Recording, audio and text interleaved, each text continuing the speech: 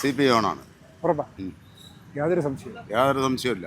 എന്തുകൊണ്ട് അങ്ങനെയാണ് അങ്ങനെയാണ്? ട്രെൻഡ് അതാണ്. ട്രെൻഡാണ്.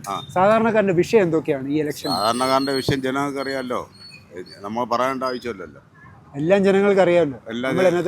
നമ്മൾ പറയേണ്ട ആവശ്യമില്ല. ജനങ്ങൾ കണ്ടും കേട്ട് നിൽക്കുകയാണല്ലോ അവിടെ. നമ്മൾ ഇനി പ്രത്യേകിച്ച് രാഷ്ട്രീയം പറയേണ്ട ആവശ്യമില്ല. ഒരാവശ്യമില്ല. രാഷ്ട്രീയം എന്നാണ് സംഭവിച്ചെന്നും പറയേണ്ട ആവശ്യമില്ല. സംഭവിക്കണത് എന്നാണെന്ന് പറയേണ്ട നമ്മൾ ആരെയും പഠിപ്പിക്കേണ്ട ആവശ്യമില്ല. ജനങ്ങൾക്കറിയാം. ജനങ്ങൾ മനസ്സിലാക്കിയിട്ടുണ്ട് ഇപ്പം എന്ത് ചെയ്യണം ഏത് ചെയ്യണമെന്നാണ്. തീർച്ചയായിട്ടും അതാണ് ഇപ്പോഴത്തെ കണ്ടീഷൻ. ഇപ്രാവശ്യം തിരുവനന്തപുരത്ത് ഏത് സ്ഥാനാർത്ഥിയാണ് ജയിക്കാൻ സാധ്യതയുള്ളത്? UDF സ്ഥാനാർത്ഥി. തീർച്ചയായും ഇത്തവണ തിരുവനന്തപുരം സെൻട്രലിൽ ജയിക്കാൻ സാധ്യതയുള്ള സ്ഥാനാർത്ഥി ആരാ? നമ്മൾ ഇപ്പോഴും ആരും പറയാൻ പറ്റില്ല. എങ്ങനെയാണ് ഇരിക്കുന്നത് ആരെയും പറയാൻ പറ്റില്ല. ആര് ജയിക്കുമെന്ന് പറയാനുള്ളത് ഇതിലല്ല. ഇപ്പം CPM സ്ഥാനാർത്ഥി ജയിക്കാൻ സാധ്യതയില്ല എന്ന് പലരും പറയുന്നു, നേരാണോ? അത് നമുക്ക് പറയാൻ പറ്റില്ല. UDF സ്ഥാനാർത്ഥി ജയിക്കുമെന്ന് പലരും പറയുന്നത് നേരാണോ? അത് പറയാനല്ലേ പറ്റുള്ളൂ. നമുക്ക് ഇലക്ഷൻ വന്നാലേ. സാധാരണക്കാരുടെ വിഷയങ്ങൾ എന്തൊക്കെയാണ്? സാധാരണ വിഷയം എന്ന് പറഞ്ഞാൽ നമുക്ക് ഇപ്പം ഈ ഒരുപാട് അനുഭവിക്കുന്നുണ്ട് ജോലി പ്രശ്നങ്ങൾ. ഈ കൊറോണ വന്നതിന് ശേഷം ആൾക്കാർക്കൊന്നും ജോലിയില്ല, ഒരുപാട് ജോലിയില്ല, ഒരുപാട് സാമ്പത്തിക പ്രശ്നം. ഞാൻ വരെ എനിക്ക് എൻ്റെ ബിസിനസ് തകർന്ന് കൊറോണ കഴിഞ്ഞ് തകർന്നു പോയി. എനിക്കെന്ന് വെച്ചാൽ നമുക്ക് ലോണ് കിട്ടുമെന്നൊക്കെ പറയും. ചെല്ലുമ്പോൾ ലോണൊന്നും തരില്ല. ഒരു ഇത് വേണം, നമുക്ക് പ്രമാണം വേണം, എല്ലാം വേണം. അങ്ങനെ ചെന്നാൽ മതി എന്ന് പറയും. ചെല്ലുമ്പോൾ ഒരു ഇതുമില്ല, പൈസ എല്ലാം ഒന്നുമില്ല. അപ്പോൾ ആൾക്കാർ ഇപ്പം ദാരിദ്ര്യം എനിക്ക് ഒരുപാട് അറിയാം. ദാരിദ്ര്യത്തിൽ മുട്ടി ഇപ്പം പോകുന്ന ആൾക്കാർ ഇഷ്ടംപോലെ ഉണ്ട്. ഇപ്പൊ പുറത്ത് പറയാനായിട്ട് അവർക്ക് പറയാൻ പറ്റും. തുടർച്ച വരൂല്ലെങ്കിലും ചിലപ്പോൾ 3 പേരും കൂടെ ചേർന്ന് ഭരിക്കാൻ സാധ്യതയുണ്ട്. 3 പേരും കൂടെ ചേർന്ന് ഭരിക്കാൻ സാധ്യതയുണ്ടെന്നാണ് എനിക്ക് തോന്നുന്നത്. അല്ല ഒരു LDF, NDA, UDF ചേർന്ന് 3 പേർ ഭരിക്കാൻ ചാൻസ് ഉണ്ടെന്ന് എനിക്ക് തോന്നുന്നത്. Very good. സീറ്റുകൾ 3 കിട്ടാൻ ചാൻസ് ഉണ്ട്. അങ്ങനെയാണ് ഭരിക്കാൻ ചാൻസ് എന്ന് എനിക്ക് 100% തോന്നുന്നത്. അല്ല ഭൂരിപക്ഷത്തിൽ ആരും ജയിക്കാൻ 3 പേര് ഒരുമിച്ച് ഭരിക്കാൻ ചാൻസ് ഉണ്ട്. എന്റെ സെൽവദാസ് UDF-നാണ് ചാൻസ്. എന്തുകൊണ്ടത്? അല്ല, ശരിക്കും നമ്മുടെ 5 വർഷം കൂടുമ്പോൾ ഭരണം മാറിയല്ലേ വരുന്നത്. ഈ പ്രാവശ്യമല്ലേ 10 വർഷം. അപ്പോൾ ഇപ്പോഴത്തെ ഇലക്ഷനെ വെച്ച് നോക്കുമ്പോൾ അതിനാണ് ചാൻസ് ഉള്ളത്. പ്രത്യേകിച്ച് എന്തെങ്കിലും വിഷയങ്ങളുണ്ടോ? പ്രത്യേകിച്ച് വിഷയമല്ല, പൊതുവേ നമ്മൾ കേരളീയരും അങ്ങനെയാണ്. മാറ്റമാണ് ഇത്. മാറ്റം ആഗ്രഹിക്കുന്നുണ്ടോ? മാറ്റം ആഗ്രഹിക്കുന്നുണ്ടോ എന്ന് വെച്ചാൽ കുറച്ച് വികസന കാര്യങ്ങളുണ്ട്, ഇല്ലെന്നല്ല. എന്നിരുന്നാലും UDF-നാണ് ചാൻസ് പൊതുവേ. മോസ്റ്റ് പ്രോബ്ലി UDF ആയിരിക്കാനാണ് സാധ്യത. UDF-നാണ് സാധ്യത. ചാൻസ് UDF സ്ഥാനം. UDF സ്ഥാനം.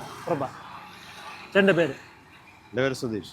പ്രത്യേകിച്ച് എന്തെങ്കിലും വിഷയങ്ങൾ? നല്ലൊരു കാൻഡിഡേറ്റ് ആയതുകൊണ്ട് UDF ആയിരിക്കും. ഇത്തവണ തിരുവനന്തപുരം സെൻട്രൽ കോൺസ്റ്റിറ്റ്യുവൻസിയിൽ ജയിക്കാൻ സാധ്യതയുള്ള സ്ഥാനാർത്ഥി? അത് കൃത്യമായി പറയാൻ പറ്റത്തില്ല. എങ്കിലും ഒരു UDF തരംഗം ഉണ്ടാവാനുള്ള ചാൻസ് ഉണ്ട്. കേരളത്തിൽ മൊത്തത്തിൽ UDF തരംഗം ഉണ്ടാവാനുള്ള സാധ്യത നന്നായിട്ടുണ്ട്. ഇവിടെ നമ്മൾ കണ്ടിട്ട് UDF ആണ്. UDF-നാണ് സാധ്യത. സാധാരണക്കാരുടെ വിഷയം എന്തൊക്കെയാണ്? സാധാരണക്കാരുടെ കഷ്ടമാണ്, ദാരിദ്ര്യമാണ്. ഇപ്പോഴും അവർ പാടുപെട്ടാലേ അവർ കഴിക്കാൻ പറ്റും. കമ്പിക്ക് സിമെൻറ്റിനൊക്കെ വില കുറച്ചാൽ മതിയാണ്. ഭക്ഷണ സാധനത്തിന് വില കുറഞ്ഞു. പാവപ്പെട്ട കഷ്ടപ്പെട്ട് അന്നന്ന് പാടുപെട്ട് കഴിയണ ഒരുപാട് പേരുണ്ട്. അവർക്ക് നിത്യ ആഹാരം കഴിക്കണമെന്നുണ്ടെങ്കിൽ അവർ പാടുപെട്ടാലേ ഉള്ളൂ. ഇപ്പം ഗ്യാസിൻ്റെ വിലയും കൂടിയേക്കുക. ഗ്യാസിൻ്റെ വിലയും കൂടി. എന്നാലും നമുക്ക് പാചക സാധനത്തിൻ്റെ വിലകൾ ഇങ്ങനെ കയറിക്കഴിഞ്ഞാൽ ആർക്കൊന്നും ചെയ്യാൻ പറ്റും. കെട്ടം കെട്ടാൻ വേണ്ടി കമ്പിയും സിമെൻറ്റും ഇതൊക്കെ വില കയറ്റിയിട്ടിട്ട് വില കുറച്ചിട്ടിട്ട് ഇതിനൊക്കെ വില കൂട്ടി എന്ത് ചെയ്യാൻ പറ്റും? ഒന്നും വാങ്ങിക്കാൻ പറ്റും. അത് കഴിക്കാൻ പറ്റത്തില്ല. ഇത് വാങ്ങിച്ച് മനുഷ്യൻ അന്നെന്നുള്ള അവൻ അതേ സ്നേഹിക്കുള്ളൂ. എന്ന് വെച്ചാൽ അന്നന്ന് പാടുപെട്ട് കഴിയുന്നവൻ ഒരു നേരത്തെ ആഹാരത്തിന് 500 രൂപ ഇപ്പം കിട്ടുകയാണെന്നുണ്ടെങ്കിൽ 700 ആവും. എല്ലാം വാങ്ങിച്ച് തീരും. പിന്നെ ബാക്കിയൊന്നും കാണില്ല. മിക്കവാറും UDF ആയിരിക്കും. കാരണം ഇപ്പോഴത്തെ ആ ഒരു ഭരണത്തിൻ്റെ രീതി കൊണ്ടും ജനങ്ങൾ കൂടുതൽ വിശ്വാസം UDF-ലേക്ക് മാറാൻ ചാൻസ് കൂടുതലാണ്. സാധാരണക്കാരൻ്റെ വിഷയങ്ങൾ എന്തൊക്കെയാണ്? ഇപ്പോൾ അവർ വച്ചിരിക്കുന്ന അജണ്ട നല്ലതായിരുന്നു. സ്ത്രീകൾക്ക് സൗജന്യ ബസ് യാത്ര അതൊക്കെ നല്ലതാണ്. പിന്നെ 3000 രൂപ പെൻഷൻ, പിന്നെ അങ്ങനെ കുറച്ച് കാര്യങ്ങൾ, ഇന്ദിരാ ഗ്യാരണ്ടി കുറച്ചും കൂടെ നല്ലതാണ്.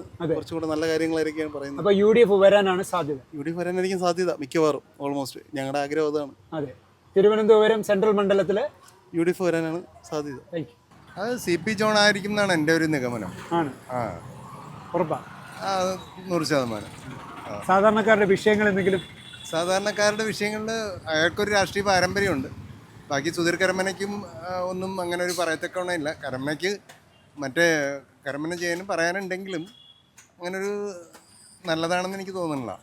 അപ്പോൾ CP ജോൺ ആണ് മുൻപ്.